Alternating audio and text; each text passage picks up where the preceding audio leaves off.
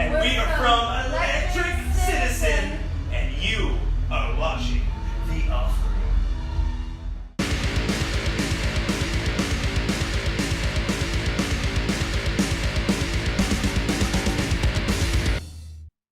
So you just started this tour a few days ago. You must be pretty excited. And how was this experience so far? I mean, so far it's been amazing. The crowd's been responding really well, and you know, I mean, we're just really excited to be here. I mean, with Monster Magnet, they're you know, kind of leading the pack of the type of music that we play. So to be supporting them on a month-long tour is, you know, it's a big deal for us. And for those who don't know you yet, can you tell us a bit about the background of the band? Yeah. I'll give you my take and then I'll let Nate chime in. When did we start? In 2013? Yeah, so, look, our light came on. How about that shit? That's the notes of it. So we started the band in 2013. We released our first album in 2014. We just released album 3 last Friday. And we've done a tremendous amount of touring, and anytime we're not on tour, we're songwriting and, you know, staying busy, you know, in every aspect of being in a band. But I don't know, we've been really fortunate to be on some really cool tours. We've supported Arthur Brown, Fu Manchu, the Budos Band. We did a one-off for King Diamond and a one-off for Joan Jett.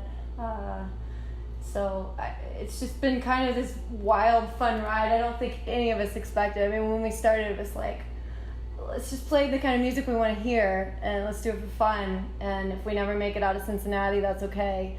And so there really wasn't much of a motivation behind anything beyond like just making this kind of music. So, you know, with every thing that happens to us, it's just, you know, it's a really nice surprise. So, you know, I kind of think through life, you have no expectations and life will exceed them all. So I think, you know, I think we all kind of practice that in this band and just try to not take it too seriously. And it's been a lot more fun, I think, because of it. So, you know. Yeah, this ride is sick, man. Like, we've been very fortunate. Like, I don't know how we got this lucky. Like, I mean, these are all, everybody we've been on the road with are things we've looked up to for years. I mean, like, I don't know how to put that in words. It's fucking crazy. Like, I'm waiting for the roller coaster to end, and it hasn't. It's awesome. Like, it just keeps, the hill keeps getting higher, and like every album we keep pushing ourselves and trying a little harder, and it all seems to work out. And I don't know what we're doing, but it seems to be working. So, like, we're just having fun. Like, that's really what it is. We play music we enjoy. Like, this is all shit we like to hear. So if anybody else wants to hear it, I'm happy. So at what point you realized that this was becoming serious, actually? Well, I mean, definitely. So we made this first album, and at that point, I think we did one DIY tour. Well, we had like, we had the first tour was buttons. Like, we were just selling buttons. We didn't even have a record. Buttons. Like, we had nothing. Funding a whole tour on buttons is not smart. No. I'm pretty sure we went in the run on that tour. It's fun, but yeah, I mean, we slept on a lot of floors. You know, the way you're supposed to start a band. I mean, our first show was in a basement. You know, sure. The way you're supposed to start a band. And I mean, it's just been, I don't know, like one surprise after another, really, you know. I'm still surprised. Like, the fact that you guys are here tonight is surprising me. So thank you. As you were saying, your new album Helltown just came out 2-3 days ago. How you feel about this album? I'm really happy with it. I think we have kind of gotten on this path. Like, with the first album, it was like, nobody's ever gonna fucking care about this album. We're just gonna make this music for ourselves, and we had no money. Like it was we did it in 2 days. Yeah. Did it in a weekend like, because we couldn't afford anything. Yeah, it was on analog recording, which we intentionally did. But there's no time for editing. There's no time for really anything but just going and playing the songs live and putting them out there. But on the second album, we had a budget and we tried a few things, and I think we realized that while that album ended up sounding great, like we actually like the rawness and the kind of dirty, gritty, undone, sound of the first album. So we took that same process for the third album, but we had a little bit more time and a little bit more budget. But we've always recorded with the same guy, Brian Olive. He's a friend of ours, but also a Grammy-winning artist and producer, and we just happened to be lucky enough to live down the street from this guy, and he has this amazing analog studio. So we've always stuck with him through this process, but unlike the second one where we took it to Nashville and we had this really fancy mixing process, we just stuck with what we did on the first album and just really let the raw recordings shine through. And I personally, that I prefer, I don't know if everybody does, but I like hearing the nuances and the character and the grittiness of a band that is unpolished and you're just hearing what it is. And that is what happened on the third album. And so it's like the first one, but we're more experienced players. We had more time in the studio, and took kind of the best parts of the first album and applied them to the third. Okay. And did you have a particular idea for the lyrics this time? I don't try to think too hard when I'm songwriting. It's really kind of in the moment where the band starts to create a song or craft a song. It's whatever's moving me at that time, and I mean it could be something that I'm thinking about, like I love kind of future exploration and what technology is going to be doing to us as a human race and this pivotal time that we're in. So I love exploring that, or just, the kind of battle between good and evil within yourself, or, so there's all these kind of themes that often come out in my music, but it doesn't happen until we're in practice and I start kind of feeling out the way that the song is going to be. And then of course I go beyond that and kind of make sense of it all. But it's very much at its base just me riffing over them playing at practice, because I do feel like the melody is a really integral part of the song. And the lyric is too. I mean, creative writing is a passion of mine even before I was a singer in a band. So, poetry was probably my first love even before songwriting. I can't, some people say, well, there's this theme to this album and there's this whole storyline to it, and it really doesn't work like that for me. So it's what comes out. It's whatever I'm tapping into at that moment. And do you think the music style of Helltown is what you would like to continue, or you think you would experiment with other things in the future? That's a tough one.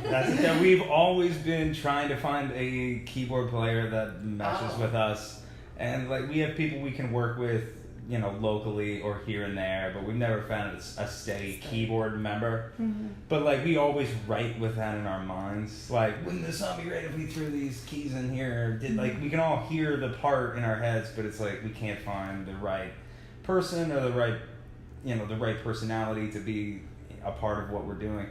And we're lucky enough to have it on a record. It's we know people who can come in and work with us, but they aren't committed to being in a band or being on tour. That kind of thing kind of sucks. But we always have that in our minds. We all want to add more to it, but when you get down to it, it's 3-piece hard rock and roll. That's we don't want to get too far away from that either. Yeah. Like, we know who we are, and we're happy to be that. And like, I love carrying the torch for 70s hard rock. I really feel like that really rootsy approach, all analog, like real heavy guitar driven rock and roll. Like, that is something that we all appreciate and we all want to see live on. And if we're a part of helping it live on, then I'm happier than shit. Yeah. So. I mean, I think we've never intentionally changed our sound, but every album we put out, there's this big, to do about, this one sounds different than the, first one, or this one sounds different than the second one. I think that's an organic progression of us just as musicians. And I don't think any of us ever want to write the same song over and over again. So we're always exploring. And another thing that goes into this is our influences are all over the map. They're not just rooted in hard rock. Me personally, I'm a huge fan of old soul music and blues rock and old folk rock and psych rock and classical. So I have all these different influences that come out in ways that I make my own and just unintentionally kind of find my own voice through, but it's not in one lane. So I think that's why maybe we tend to be there tends to be a little bit of a variance in our music, and I think I could say the same for you guys. We're all just lovers of music, and we all dig into the history of it. I mean, I think I'm a huge proponent of, you have to know your influencers. Just continue to dig back and understand where the music you're playing came from, because that's going to make you a better player. So I think that what comes out of us is just what is. Now we are 4 or 5 songs. This is latest. This is tripping me out, man. This is really tripping me out. But yeah, we're getting pretty far into the new. I don't know. We're like 4 or 5 songs into album 4 already. The next. Yeah. Yeah. Well, like the writing process never stopped for us. We worked on a ton of songs out, way more that didn't make this record. Like, we trimmed a lot of what we had. Like, we probably wrote 15 or 20 songs. And we've gone and back. we're like, we'll settle with 9. And like, that's cool. And like, the process just never ends. Yeah. Like, we're still meeting up like every week, all the time, to write and try to make new shit work out. If it doesn't work, we'll try it. If it works, we'll keep it. Like, it's one of those, like, it's, you never know what's gonna happen, but never be afraid to try anything.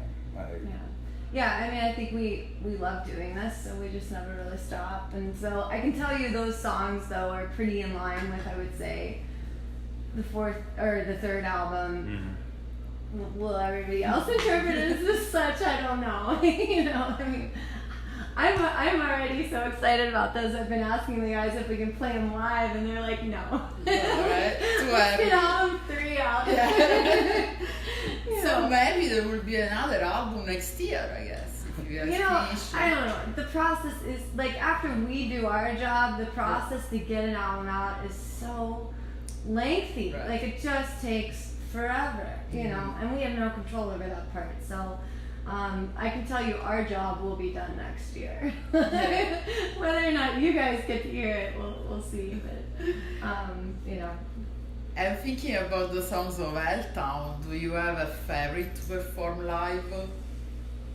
Oh. I do. I don't know about you. What is it? Ripper. The Ripper. Oh, yeah. The Ripper is always fun, man. Like, just so much speed and energy that it keeps me entertained. We lovingly had that song nicknamed The Ripper when we were writing it, because that's what it is. Like, it's just like, how do you just like rip your face out. You have to refer to it as like, you don't want to say the 3rd new song we've been working on. Like, what's that other new one in D? Like whatever one that is. But so you have to give it a name, and you like lovingly call it whatever it feels like. Yeah. That one felt like a ripper, so. And so, as like it progressed, and I wrote the lyric and all this, it ended up just staying that name because it fit. It still fits. It feels right. It feels right for that one. Do you have a fave? You don't have a fave? Well, the one I love playing live and nobody will let me play live. Oh, don't say nobody. Don't say nobody. Father Time. I like because love I that. can just go nuts vocally over that song. So we've only gotten to play it a few times because it is a different pace of a song. Mhm. So I get it. It kind of like changes the mood and then halfway through a set, you know. But personally, I love that song because I can just go nuts vocally. So you know, selfishly, that's my favorite. I love that one. The I riff love is- that one. yeah. It's. The river is fun. But it is one of the ones. It's like when we're not touring with an organ player, it loses its fullness to Yeah, us. it Like does. that's like it feels less like the recording that we wanted or the thing that we hear in our heads. So it's like hard like for us to pull that out. Like we're like, well, there's something missing all the time. You know? But it's fucking great songs. But if you were asked like today to cover a song, which one would you choose? Like to do a live cover? To cover. Oh my God, we've had Oh. so many covers we wanted to The do. one we were just talking about We never would had be. time to learn them because we're like, you know, writing our own music so much. But oh God, The what? one we were just talking about at practice, Hocus Pocus by Focus. Oh no, that was a joke. It would be so much fun though. It'd be so much fun. That's all. But we did do. What was the? We had Prince Kajuku from UFO. UFO, we did the That UFO we cover. did like first album UFO. Before Michael Shankar, but that song was really fun to do live. We were gonna do that Gun Club song, Sex Beat. Oh, which that was a really good fun. one. You know, Gun Club. No. There's a song called Sex Beat. It's just a really fun, great song. It's a good vibe. No, we've had so many of So many. you know, yeah. But We're always just like wanting to be creative. Like the idea of sitting down and learning. Like it's fun to do like Yeah, when we're it's warming up fun. in practice. Yeah. Like Yeah. oh, what were we just listening to? Let's try to make that. But like we just want to be creative and feel like Yeah. ourselves. And Child in Time by Deep Purple would be Ah. so much fun to do. Mm. Yeah, you know, there's so many. You know. Maybe as a bonus track on the Yeah, next album, there right? you go. I always wanted to do Fairies Wear Boots, but that's just me. Well, yeah, that would be anything That's just me. Savage would be fun. Yeah. Just the drum rolls are fun. Now with so much going on and this new album coming out, what do you enjoy most about being a musician right now? Oh, I mean, I think the reason that I like doing this is it takes everything I enjoy and puts it into one package. So to be able to kind of pull out like what is it that I love the most is really hard. I mean, I think at the very, very core is the songwriting. I mean, that's just like I can't wait to get a new song to write to. Like that's like probably the most exciting moment for me. And second to that, a very close second would be performing live because I don't know, like I've for my whole life I've been that kid that just wanted to perform for you. Like you know, even my mom loves to tell a story about going to this place called Taft Theater in Cincinnati, and me at 4 years of age, like tugging on her jacket and go, "Mom, when do I get to be up there?" You know, it's just this inborn like need to, you know, perform that I find so fun. But yeah, the songwriting is really I think my number one. I think my favorite's watching the scene come to life. Like we've been very fortunate to be a part of what I feel like is a re-blossoming Yes, of rock and roll to me. Yeah. And like, you know, like we're from, you know, a very central Midwest city from Cincinnati, and like a lot of bands, we're easy to get around. Like it's one of those, like a lot of people don't come through there. So like for us to find each other and play the kind of rock and roll we play, and to get out of the town, like we're the only band like from our city trying to do what we're doing, and like we feel like nobody gets it there, and you know, like, not that no one gets it there, but there's, you know, like the scene doesn't revolve around hard rock there. You know, it's always been a different kind of vibe in Cincinnati, but like when we've been able to step out and meet all these other bands and all these the people we've been fortunate enough to be on tour with, the people we've been fortunate enough to meet along the way, like the scene is alive and well. Like it felt like there was a time where I felt like the rock thing was dead. Like I don't want to ever believe that, and now I am a firm believer that it's not, and it's not going anywhere. Yeah, rock and roll is not dead. It has gone to the underground where it thrives the best. No, and it is successful, and there are plenty of talented people out there kicking ass right now. You're right though, Nate. Like I think we're just kind of, I don't know, in this. I felt like we were just doing this band, like, oh, let's just play this kind of music because we like it, and then as these years have gone on, however 4 or 5 years or whatever we've been doing this, we found this whole family, and the family is getting bigger. And like that is such a cool thing. That's such a cool thing to say. Yeah, I can't believe like the family aspect that like this scene has. Yeah. Like especially like it's not just other bands we tour, it's fans in other cities. Like I got friends who were just guys who came to shows that I talked to for 45 minutes because we were smoking cigarettes for way too long. Or something. And like now we still talk, and like now we're cool, and like that I did not expect. Yeah. Like I didn't expect it to be so well received. There's such a like the community is such just a special community. Like I don't know, like it's as authentic as it comes, you know. Like people are just here because they want to be here, you know, and that's. And they care for each other. We all look out for each other. Like anytime anybody's coming through our hometown, we're like, "Can we do anything for you? How are you? Like, let us help. Like, how can we help?" Yeah. And the same offer is extended to us in many other places, and that's so rewarding. Yeah. And you already toured in Europe, right? Twice. There's a big scene, rock and roll. Yeah. Europe feels more like maybe what the U.S. felt like in the 70s or 80s. Like there's still a mainstream love for rock and roll there. You know, but I want to continue to go there. I don't know. Like we've had some really great experiences. I mean, there were times where like we'd be signing autographs for like an hour after a show, going, do you guys realize we're not that big of a deal, right? Like, not yet. Like, we're glad you care, but like they're kicking you out, man. Yeah. Like, we're glad you liked it, but like that guy's gonna beat you up if you don't leave, man. So yes, like that is a very special feeling to have as a band our size, you know. Have that kind of response. So yes, we want more of that. Besides all these awesome feelings, etc., what is instead challenging in the current music scene and music industry? Well, I mean, the same thing that makes it cool is the same thing that makes it challenging. Is there's no big money behind the scene.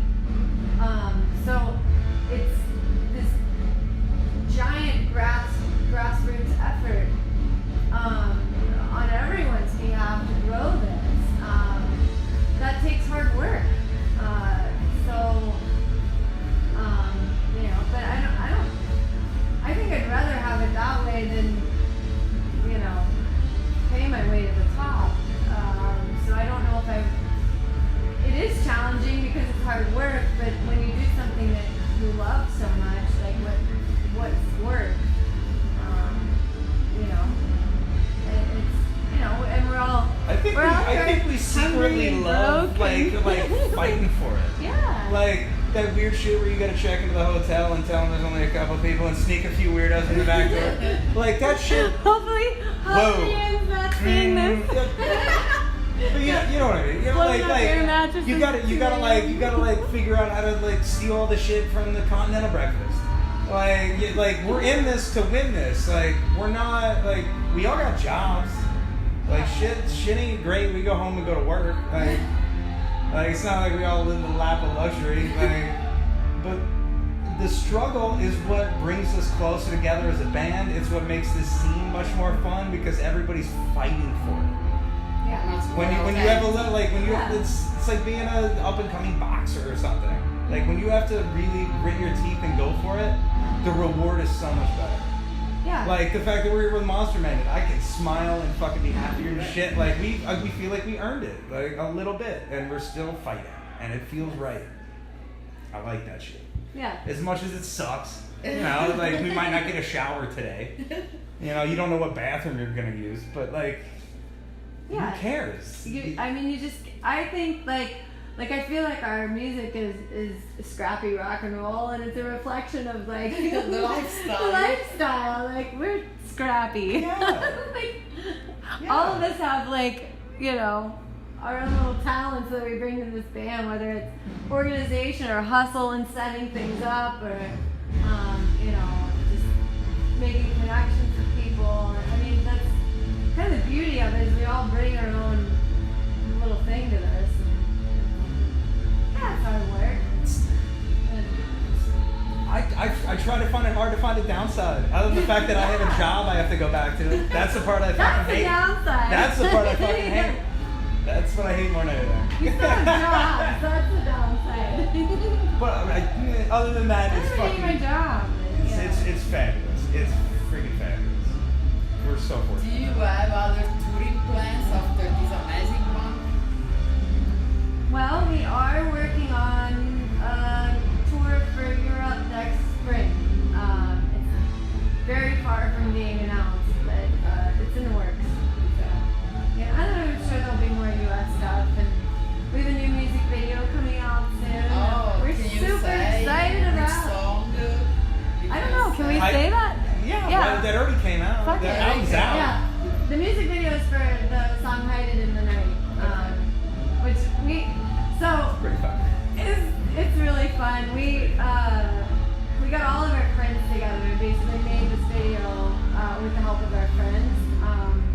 But it involves vintage cars that we borrowed from all over the place, and like all my girlfriends dressed up and looked fucking awesome. It's a bitchin' street fight video, man. Yeah. It's a bitchin' street fight video. There's like skaters. We set some shit on fire. We got people doing backflips. It's fucking rad, man. It's campy and Yeah. fun, and it makes you smile. Yeah. It has rewatchability. Yeah, it's pretty ridiculous. But there's even a Chinese throwing star. A little bit of everything. It's a big party. Yeah, it's a big Yeah. fucking party, which is It's a damn good time. Well, we are. So. And what are your expectations for the future of the band? No expectations. They're not worth having. Like, I like being surprised. I mean, here's my expectation is that no matter what happens, like, just grow old doing this. Like, I would love nothing more than to be like 80 years old in platforms and a leather jacket, like fucking doing this on stage still. Like, if my body lets me do that, you know, so I don't know, just do this for as long as I can, and like whatever comes of it, comes of it, you know. But I'll always make music, you know. Yeah. I hope it's with this band. I love these guys. Right. You know, but There ain't no sign of this train stopping anytime soon. yeah, I think we're all kind of on the same page with that, so, you know, we might have to be like electric seniors. Yeah. Electric pacemakers. And all of that shit. Electric nursing homes. Yeah, right.